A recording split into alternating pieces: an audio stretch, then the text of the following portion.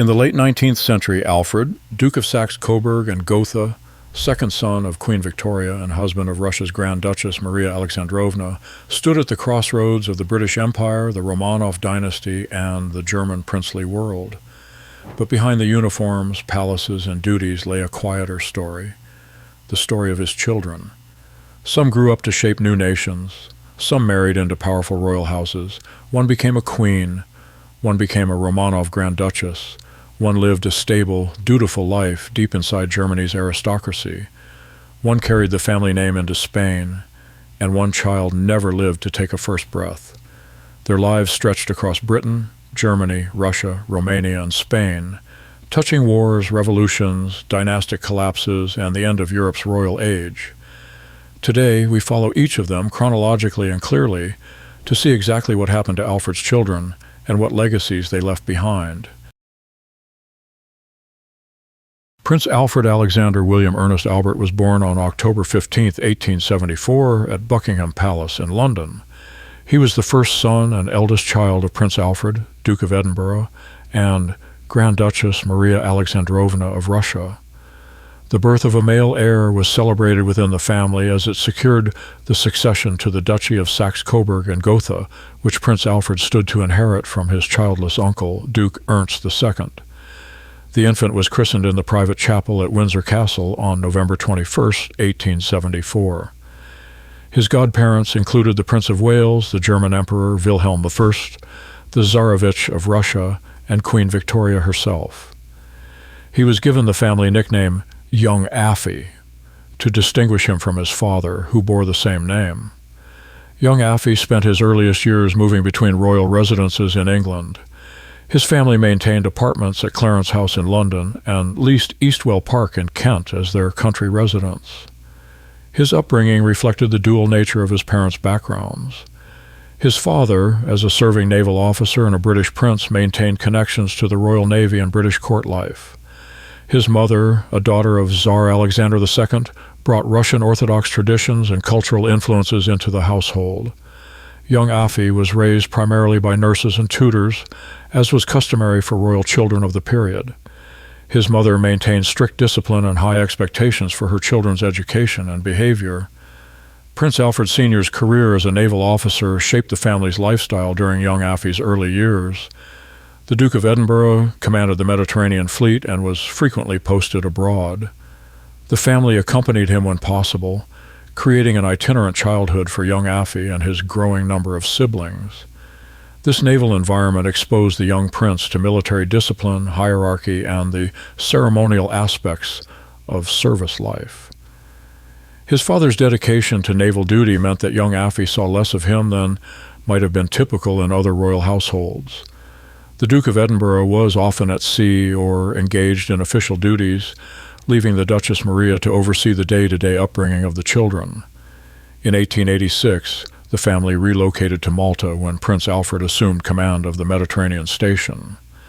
The household took up residence at St. Anton Palace, which served as the official residence of the commander-in-chief. For young Affy, now 12 years old, Malta represented a significant change in environment. The Mediterranean island offered a warmer climate, exposure to different cultures, and a more relaxed social atmosphere than the formal courts of Britain or Germany. He and his siblings enjoyed greater freedom to explore their surroundings and interact with the cosmopolitan society of Valletta. The Malta years represented perhaps the happiest period of young Affy's childhood, away from the rigid expectations and protocol that would later dominate his life. In August 1893, Duke Ernst II of Saxe-Coburg and Gotha died without legitimate issue, and Prince Alfred inherited the duchy. The family left their British life behind and moved permanently to Coburg in central Germany. For young Affy, now 18, this transition marked a fundamental shift in identity. He was no longer simply a British prince with a naval background, but the hereditary prince of a German duchy with specific obligations and expectations.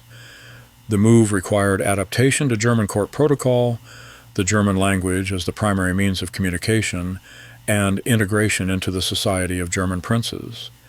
Young Affy found himself caught between his British upbringing and his new German identity, belonging fully to neither world. As hereditary prince, young Affi received military training appropriate to his status as a future German sovereign. He served as an officer in the Prussian military establishment following the tradition common among German princes. His education emphasized military discipline, German history, and the administrative responsibilities he would eventually assume. However, reports suggest that young Affi struggled with the demands placed upon him. He lacked the natural aptitude for military life that his father had demonstrated in the Royal Navy.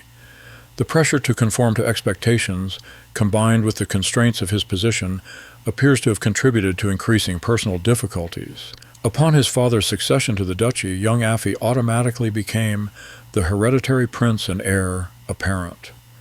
He assumed a formal role in the duchy's public life, attending ceremonies, receiving dignitaries, and representing the ducal house at various functions. His position came with considerable expectations, but limited real authority. He lived under the watchful eye of his parents, particularly his mother, who maintained strict control over her children's lives. The Duchess Maria's domineering personality and rigid expectations created tension within the family. Young Affi found himself with the status of heir but little freedom to make his own decisions or pursue his own interests. During the mid-1890s, young Affi's behavior and health began to deteriorate noticeably. Contemporary accounts suggest he turned to alcohol as an escape from the pressures and constraints of his position. His drinking became increasingly problematic, and his conduct at times embarrassed the ducal family. Whether he suffered from alcoholism, depression, or other health issues remains unclear from historical records. The rigid social structure and lack of personal freedom may have exacerbated any underlying conditions. His parents attempted various interventions, but these appear to have been ineffective. The situation created considerable distress within the family and raised questions about young Affi's fitness to eventually assume the ducal throne. In January 1899, young Affi traveled to Meran in the South Tyrol, then part of Austria-Hungary. The circumstances of what happened next remain disputed. Official accounts stated that he died of chronic cerebral disease on February 6, 1899, at the age of 24. However, persistent rumors suggested that he had attempted suicide and subsequently died from his injuries. Some accounts claim he shot himself during a family celebration of his parents' silver wedding anniversary.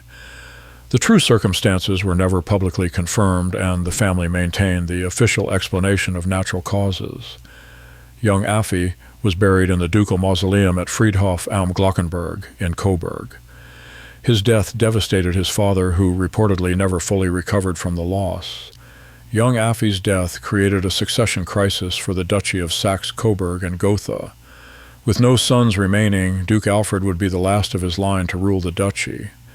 The succession would eventually pass to the next male heir in line, which proved to be Prince Charles Edward, Duke of Albany, the posthumous son of Prince Leopold, Queen Victoria's youngest son. Charles Edward was raised in England as a British prince and had no connection to Germany until he was summoned to assume the succession in 1900 after Duke Alfred's own death. Young Affi's tragic end represented not only a personal loss but also the failure of the direct line to continue. His brief, constrained, and ultimately unhappy life exemplified the burdens that could accompany royal status without power or purpose. Princess Marie Alexandra Victoria was born on October 29, 1875, at Eastwell Park in Kent. She was the second child and first daughter of Prince Alfred and Grand Duchess Maria Alexandrovna. Her birth occurred during the period when her parents were still primarily based in England, before their later moves to Malta and eventually Coburg. She was christened with names honoring both her British and Russian heritage. From an early age, she was called Missy within the family, a nickname that remained with her throughout her life. Her position as the eldest daughter carried certain expectations, particularly regarding an advantageous marriage that would strengthen dynastic connections. Missy's childhood unfolded across multiple countries and royal residences. Her early years in England included time at Clarence House in Eastwell Park, where she and her siblings formed close bonds despite their mother's strict discipline. The family's move to Malta in 1886 opened new horizons for the 11-year-old princess. St. Anton Palace provided a less formal environment than British royal residences, and Missy enjoyed the Mediterranean climate and relative freedom. She developed a strong personality, artistic inclinations, and a romantic temperament. Her relationship with her sister Victoria Melita, known as Ducky, was particularly close during these years. The Malta period allowed Missy to develop a sense of independence that would serve her well in later life. The family's relocation to Coburg in 1893 brought significant changes for Missy, now 17. The formal German court environment contrasted sharply with the more relaxed atmosphere of Malta and England. Missy clashed with her mother's rigid control and expectations. The Duchess Maria attempted to arrange suitable marriages for her daughters, prioritizing dynastic advantage over personal preference. Missy's artistic nature and desire for emotional connection conflicted with her mother's more pragmatic approach to royal duty. Despite these tensions, Missy developed resilience and adaptability. She learned to navigate complex social situations and began to understand the political dimensions of royal marriages. These skills would prove essential in her future role. In January 1893, Missy married Crown Prince Ferdinand of Romania in a ceremony at Sigmaringen Castle. The match was arranged through diplomatic and family channels with Queen Victoria's approval. Ferdinand was the nephew and heir of King Carol III of Romania, a member of the Catholic branch of the Hohenzollern-Sigmaringen family. The marriage required Missy to move to Bucharest and adopt Romanian life. At 17, she left her family and the familiar world of British and German courts for a country she barely knew. Ferdinand himself was a quiet, reserved man, dominated by his uncle. Missy found herself in a foreign court with a husband she hardly knew, facing the challenge of adapting to Romanian society, politics, and expectations. Missy approached her role as crown princess with determination and creativity. She learned Romanian, adopted Romanian national dress on appropriate occasions, and cultivated relationships with Romanian society. Her beauty, charm, and genuine interest in Romania won her considerable popularity. She balanced the demands of producing heirs, she eventually had 6 children, with maintaining her own interest in art, writing, and design. Her relationship with Ferdinand remained distant in some respects, as they were temperamentally different, but they developed a working partnership. Missy's position required her to navigate the complex politics of the Romanian court, where King Carol I maintained firm control and conservative policies. She gradually built her own influence and prepared for the eventual transition to the throne. When Romania entered World War I in 1916 on the side of the Allies, Missy's role transformed dramatically. She converted part of the royal palace into a hospital and worked as a nurse, tending to wounded soldiers. Her personal involvement in the war effort, visiting troops at the front and providing moral support, made her a powerful symbol of Romanian national unity and determination. Romania suffered significant defeats in occupation, but Missy's courage and dedication during these dark years enhanced her status as a national figure. She corresponded with Allied leaders, promoting Romania's interests and territorial claims. Her combination of personal bravery and political astuteness demonstrated capabilities far beyond ceremonial duties. The war years defined her as a leader in her own right, not simply as Ferdinand's consort. King Carol I died in 1914, and Ferdinand became king. Missy thus became Queen of Romania, a position she held until Ferdinand's death in 1927. After the war, she attended the Paris Peace Conference in 1919, where she lobbied successfully for recognition of Greater Romania, which incorporated Transylvania, Bessarabia, and other territories. Her diplomatic efforts, personal charm, and political skills contributed significantly to Romania's favorable treatment in the post-war settlement. She became one of the most internationally recognized and celebrated queens of her era. Her later years as Dowager Queen, however, were marked by conflict with her son, Carol II, whose personal behavior and political choices troubled her. She continued to advocate for Romanian interests and maintained her position as a beloved national figure until her death in 1938. Missy's 6 children ensured her genetic legacy spread across European royalty. Her son, Carol II, became King of Romania despite his problematic reign. Her son, Nicolae, served as a prince and father to future claimants. Her daughter Elizabeth married Crown Prince George of Greece. Her daughter Maria married King Alexandra of Yugoslavia. Her daughter Ileana married Archduke Anton of Austria and later became an Orthodox nun. Her son, Mircea, died young. Through these children, Missy's descendants connected to Greek, Yugoslav, and Austrian royal lines. Her legacy extended beyond genealogy. She transformed the Romanian monarchy, proved that an outsider could genuinely embody national spirit, and demonstrated how a consort could exercise real political influence. She remained Romania's most beloved queen, her memory preserved in Romanian national consciousness long after the monarchy's abolition. Princess Victoria Melita was born on November 25, 1876, at San Antonio Palace in Malta, during her father's posting as commander of the Mediterranean Fleet. She was named Victoria after her grandmother, Queen Victoria, and Melita after the Latin name for Malta. Within the family, she was always known as Ducky, a childhood nickname that stuck throughout her life. Her birth in Malta, away from the formality of British or German courts, perhaps symbolized the unconventional path her life would take. As the second daughter, she faced fewer immediate expectations than her older sister Missy, but she would eventually navigate one of the most controversial royal marriages and divorces of her era. Ducky's childhood paralleled her sister Missy's, moving between England, Malta, and eventually Coburg. She and Missy were extremely close, often dressed alike and sharing experiences. However, Ducky developed a more intense, passionate temperament than her sister. She had artistic talents, particularly in drawing and music, and showed a strong will that occasionally clashed with her mother's rigid discipline. The move to Coburg when Ducky was 17 brought her more directly under her mother's control as the Duchess Maria began arranging marriages for her daughters.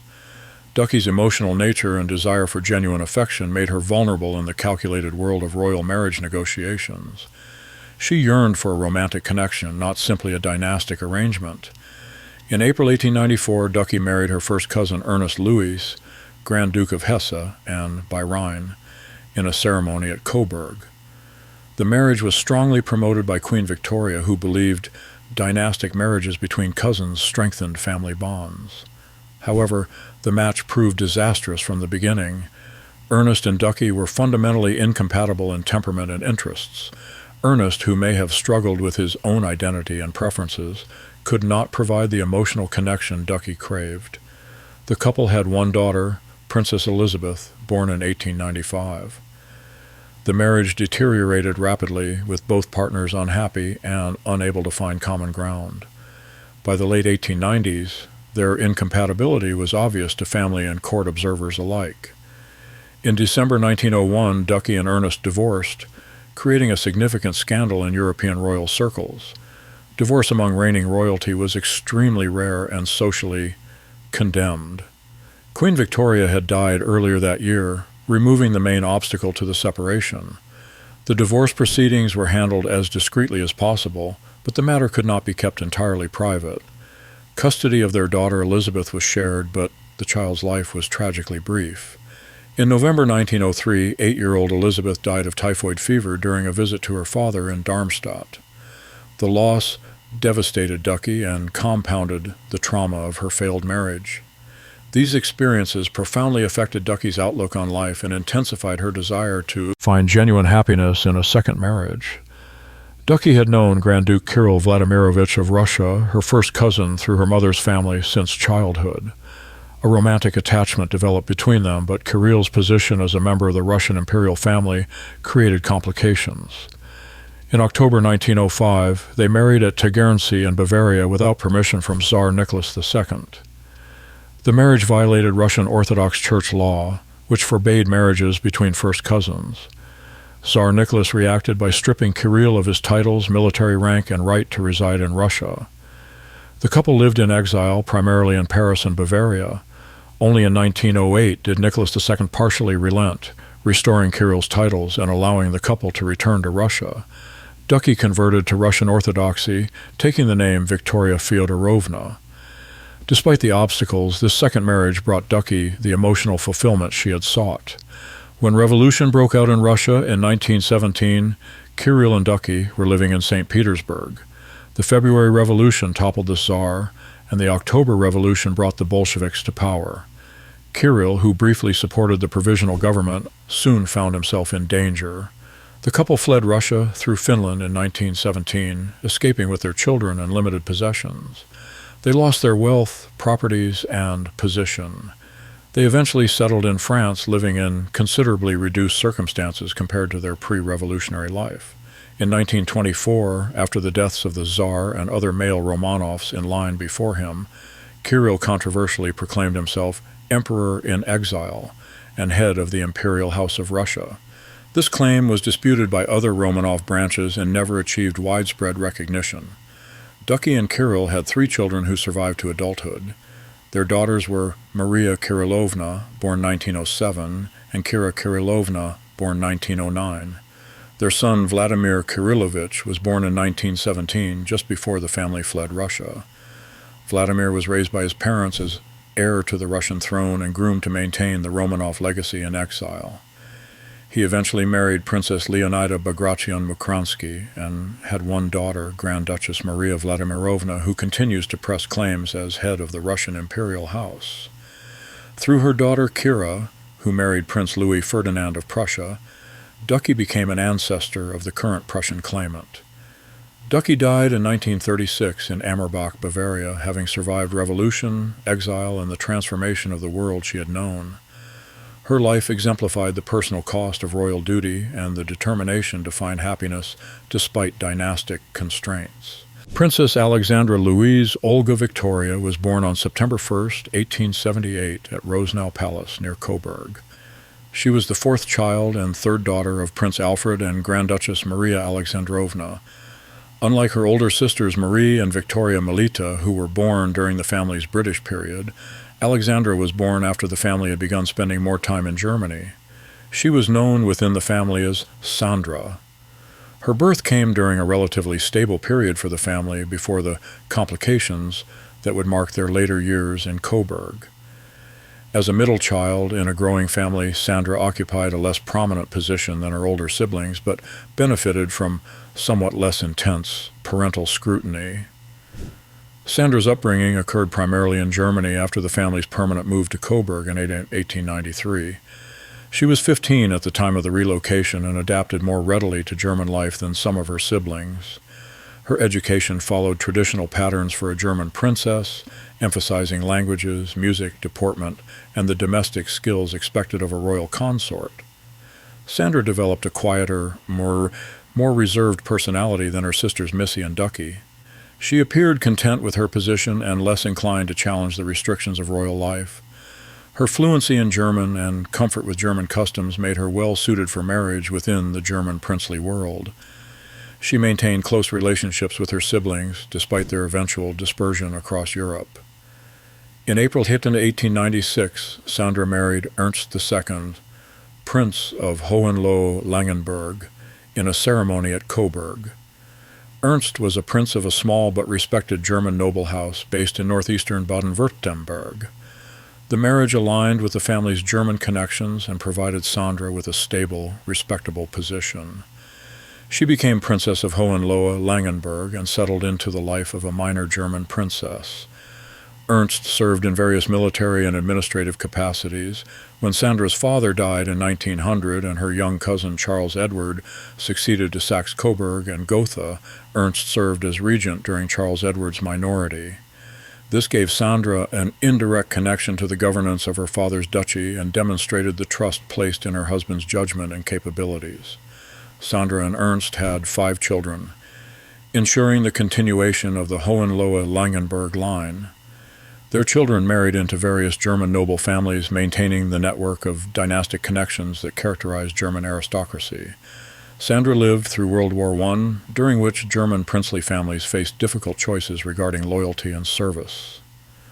The war's aftermath brought the abolition of German monarchies and the transformation of the social order that had defined her entire life. Unlike her sisters, who lived in countries more dramatically affected by revolution and political upheaval, Sandra remained in Germany. She witnessed the transition from the German Empire to the Weimar Republic and eventually the Nazi era. She died on April 16, 1942, in Stuttgart during World War II. Her life represented stability and continuity within the German aristocratic world, contrasting with the more dramatic trajectories of her siblings. On October 13, 1879, Grand Duchess Maria Alexandrovna gave birth to a son at Eastwell Park in Kent. The infant was stillborn, dying either immediately before or during birth. The child was never named publicly, and little information was recorded about the circumstances. The stillbirth occurred during the period when Prince Alfred and his family were still primarily based in England before the permanent move to Coburg. For the ducal couple, the loss represented both personal grief and dynastic disappointment, as male heirs were essential for succession. The stillborn son was buried quietly, and the family mourned privately.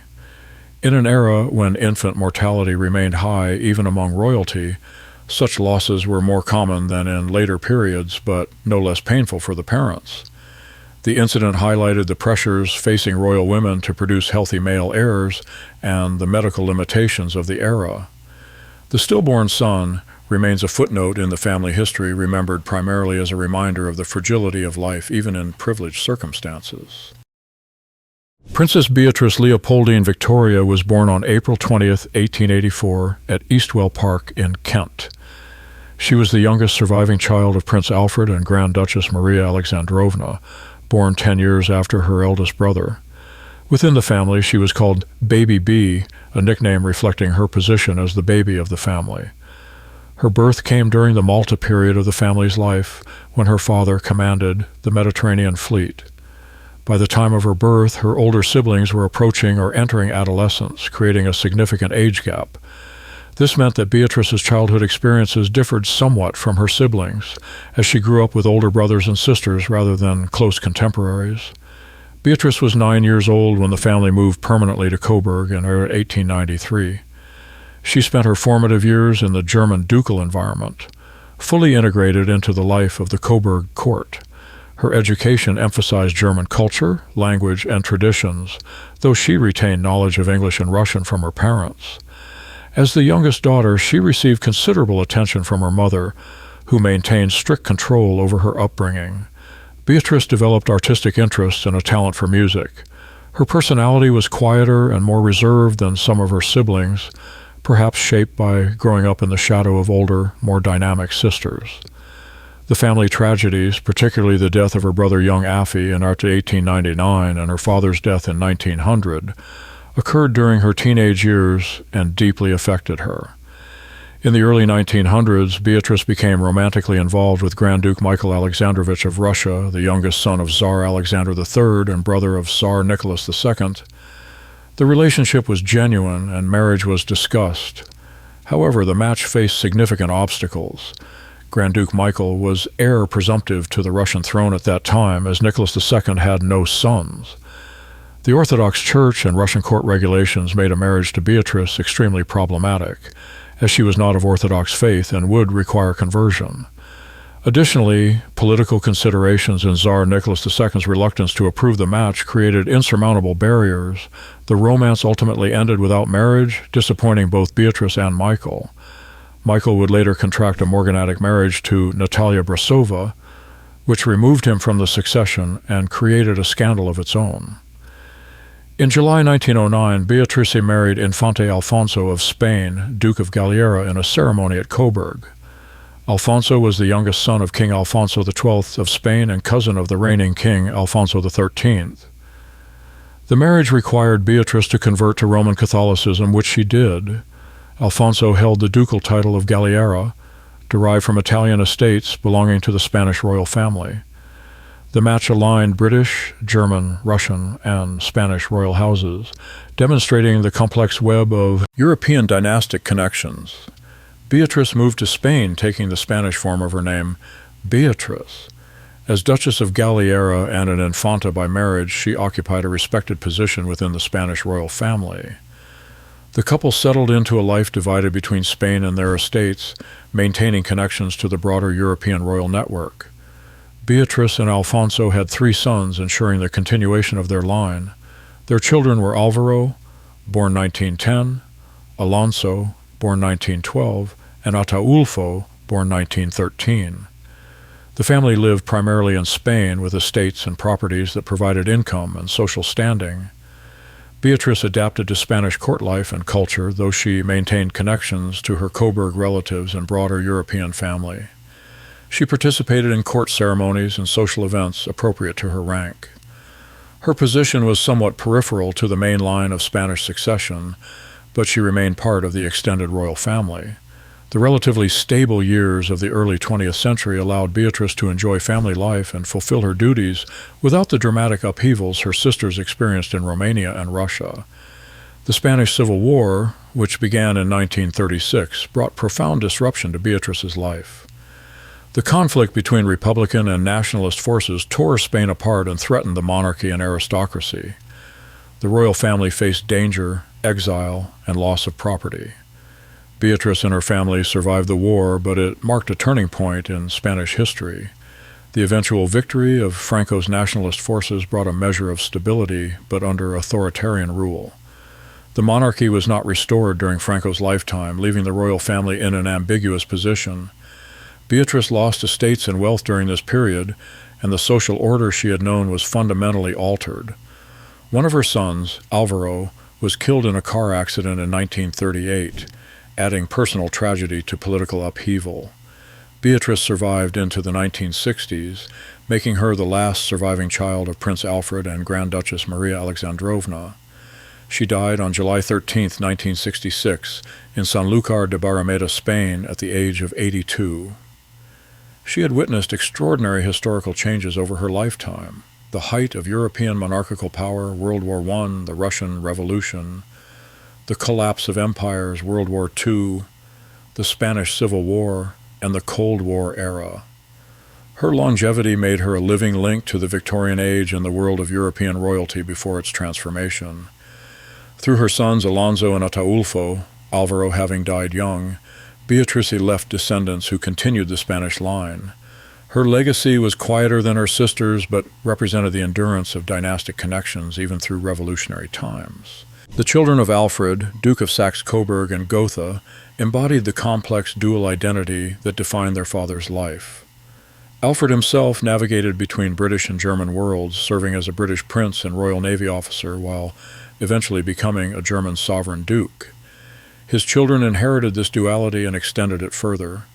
Young Affi struggled with the transition from British prince to German hereditary prince, caught between two cultures and unable to reconcile the expectations of either.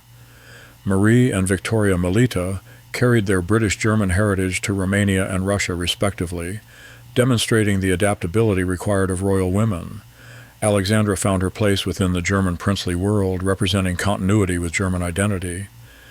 Beatrice extended the family connections to Spain, adding another dimension to the family's European reach. Each child's trajectory reflected different aspects of their father's complicated position and the broader challenge facing European royalty, maintaining traditional dynastic structures while adapting to changing political and social realities. Collectively, Alfred's children touched virtually every major European dynasty and participated in the defining events of their era. Marie became one of the most influential queens of the 20th century, shaping Romania's territorial expansion and national identity during and after World War I. Victoria Melita connected the British, German, and Russian imperial houses, lived through revolution, and became matriarch to claimants of the Russian throne. Alexandra maintained the German princely traditions and served as a stabilizing presence during Germany's turbulent 20th century. Beatrice brought the family line to Spain and survived the Spanish Civil War. Even young Affi, despite his tragic end, affected history by creating the succession crisis that brought Charles Edward to Coburg. Through marriages and descendants, these 5 surviving children created connections that persisted beyond the abolition of monarchies. Their descendants today are found in the remaining royal houses of Europe and among pretenders to abolish thrones. Their stories collectively illustrate the European aristocracy's transformation from ruling class to historical artifact. The children of Prince Alfred represented a generation that witnessed the end of the world into which they were born. They grew up in an era when European monarchies seemed permanent, when dynastic marriages forged international alliances, and when royal status conferred real political power. They lived to see empires collapse, revolutions sweep away ancient thrones, and the social order of their youth utterly transformed. Marie died in 1938 as war approached again. Victoria Melita died in 1936, having survived revolution and exile. Alexandra died in 1942 during World War II. Beatrice survived until 1966, into the Cold War era. Their experiences spanned from the height of Victorian imperialism to the modern age of nationalism and democracy. Today, their descendants are scattered across Europe and beyond. Marie's descendants include current claimants to the Romanian throne and connections to Greek, Danish, and British royal lines. Victoria Melita's son Vladimir became the Romanov pretender, and her line continues to assert claims to Russian imperial heritage. Alexandra's children married into German noble families, preserving those aristocratic lines. Beatrice's descendants continue in Spain, connected to the restored Spanish monarchy. The genetic legacy of Prince Alfred and Grand Duchess Maria, through these children, touches virtually every current European royal house. What happened to Alfred's children was, in essence, what happened to their entire generation of European royalty. They adapted, survived, or succumbed to forces far larger than any individual or dynasty. Their stories remind us that behind the grand narratives of nations and wars stood real people, born into positions they did not choose, navigating expectations they could not fully control, and leaving legacies that outlasted the thrones they were born to serve. In tracing what happened to each of them, we see not just 5 individual lives, but the transformation of an entire continental order told through the intimate lens of one royal family.